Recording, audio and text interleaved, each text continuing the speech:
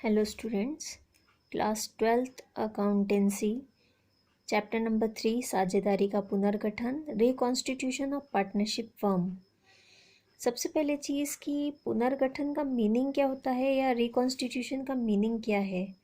तो अगर किसी फर्म में पार्टनर्स के बीच के प्रॉफिट शेयरिंग रेशो में कोई चेंज आता है, कोई न्यू पार्टनर को इंक्लूड किया जाता है, एडमिट किया जाता है फर्म में, या एग्जिस्टिंग पार्टनर कोई रिटायर होता है फर्म से, या किसी पार्टनर की डेथ हो जाती है, तो ये कुछ ऐसे केसेस हैं जिनकी वजह से पार्टनर्स का जो प्रॉफिट शेयरिंग रेशो है या पार्टनर्स के बीच के जो रिलेशन है और पार्टनरशिप फर्म में जो एग्रीमेंट है उनके बीच में, उसमें चेंज आता है, तो उस चेंज को ही हम रिकॉन्स्टिट्यूशन ऑफ पार्टनरशिप कहते हैं।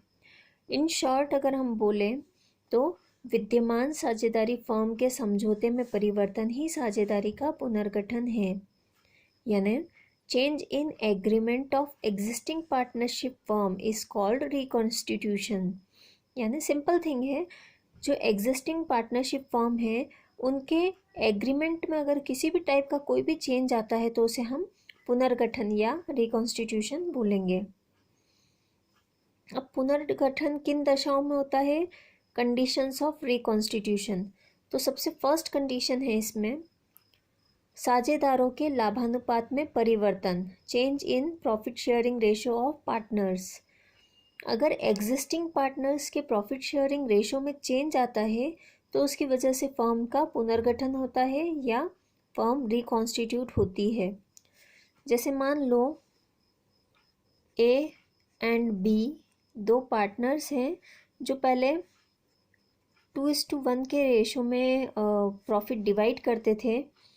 बाय चांस अगर उन्होंने ये डिसाइड किया कि इन फ्यूचर या नेक्स्ट ईयर से वो इक्वली प्रॉफिट डिस्ट्रीब्यूट करेंगे, यानी 1:1 के रेशो में प्रॉफिट डिवाइड करेंगे, तो यहाँ उनका प्रॉफिट शेयरिंग रेशो चेंज हो गया।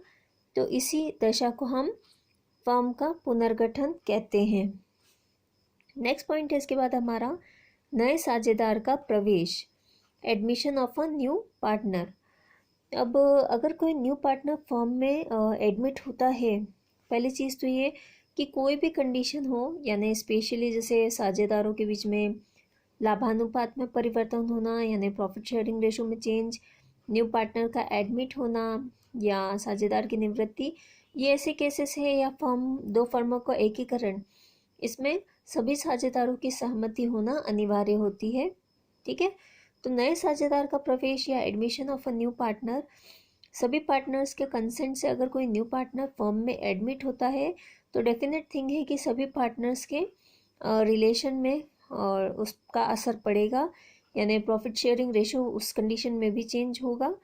तो ऐसी दशा में भी डेफिनेटली फर्म का पुनर्गठन होगा, रिकॉन्स्टिट्यूशन होगा। जैसे अभी हमने एक एग्जांपल लिया था कि ए एंड बी जो है पार्टनर्स हैं और उन्होंने नया रेशो डिसाइड कर लिया 1:1, यानी 1/2 एंड 1/2। अगर वो एक थर्ड पर्सन को एडमिट करते हैं सी को, तो तीनों का रेशो 1:1 का अगर हुआ तो क्या हो जाएगा? 1/3, 1/3 एंड 1/3। ठीक है, तो जहाँ उन्हें 1/2 प्रॉफिट मिल रहा था, अब वो क्या हो जाएगा? 1/3, 1/3 एंड 1/3। तो यहाँ पे भी क्या हुआ? प्रॉफिट शेयरिंग रेशो में चेंज आ गया। नेक्स्ट है इसके बाद साझेदार की निवृत्ति, रिटायरमेंट ऑफ अ पार्टनर। अगर कोई साझेदार फर्म से रिटायर होता है, छुट्टी लेता है परमानेंटली, तो उस कंडीशन में भी पार्टनर्स के रिलेशन जो है वो चेंज होते हैं। इसी एग्जांपल को अगर हम यहाँ ले लें, A:B:C, जिनका रेशो हमने कैलकुलेट किया था 1:1 है ना, यानी 1/3, 1/3 एंड 1/3। बाय चांस इसमें से बी जो है वो रिटायरमेंट ले लेता है, तो उस कंडीशन में रिमेनिंग पार्टनर्स का अगर रेशो मान ले वो इक्वली रखते हैं 1:1, तो हो जाएगा 1/2 एंड 1/2। ठीक है, तो साझेदार की निवृत्ति होने से भी साझेदारों के जो रिलेशन है, फर्म का जो प्रॉफिट शेयरिंग रेशो है वो चेंज होता है। ठीक है, और रिलेशंस भी चेंज होते हैं, कंडीशंस चेंज होती हैं, तो इस वजह से नया एग्रीमेंट क्रिएट करना पड़ता है, और इस दशा में भी फर्म का पुनर्गठन यानी रिकॉन्स्टिट्यूशन होता है।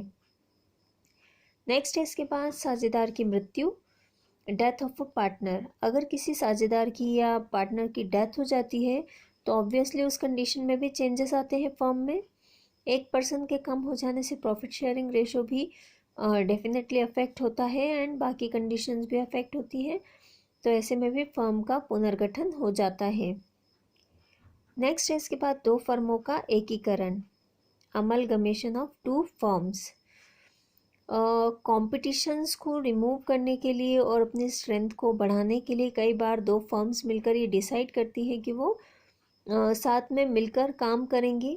ऐसे में उनका अमलगमेशन हो जाता है यानी एकीकरण हो जाता है, तो इस दशा में भी फर्म का पुनर्गठन होता है। जैसे मान लो एक फर्म में A:B यानी कि 1:1 के रेशो में पार्टनर्स है। एक और फर्म है इसके अलावा C:D यानी जिसमें दो पार्टनर्स और हैं C और D, वो भी अपना जो प्रॉफिट है 1:1 में डिवाइड कर रहे हैं।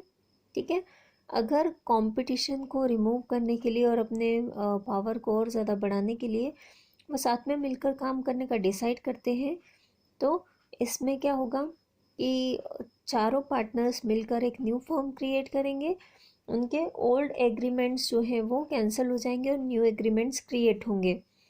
ठीक है, तो हो सकता है कि वो आगे जाके A:B:C:D यानी कि चारों पार्टनर्स जो हैं 1:1:1:1 के रेशो में या जो भी रेशो वो डिसाइड करते हैं उस रेशो में वो प्रॉफिट को डिवाइड करेंगे। ओके, तो ये जितने भी कंडीशंस हैं उन सभी का कुछ असर पड़ता है, मतलब फर्म के अकाउंट्स पर।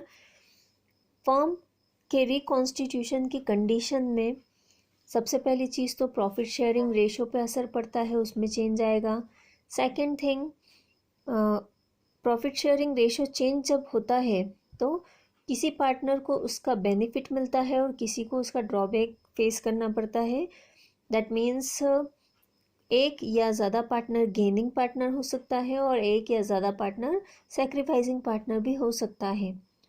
जब प्रॉफिट शेयरिंग रेशो में चेंज आता है तो gaining ratio and sacrificing ratio calculate करना पड़ता है, new profit sharing ratio calculate करना पड़ता है। इसके अलावा फर्म के गुडविल को कैलकुलेट करना होता है हमें। गुडविल के अलावा हमें फर्म के जो रिज़र्व सरप्लस वगैरह हैं यानी प्रोविजंस हैं, रिज़र्व्स हैं, उनके बारे में कैलकुलेशन करना पड़ता है। बिजनेस की जो भी एसेट्स एंड लाइबिलिटीज़ हैं उनका रिवैल्यूएशन करना पड़ता है एंड ये सारे कैलकुलेशन करने के साथ साथ पार्टनर्स के कैपिटल अकाउंट में भी एडजस्टमेंट करने पड़ते हैं। तो ये सारे एडजस्टमेंट जो है इन सभी कंडीशंस पर एप्लीकेबल होते हैं।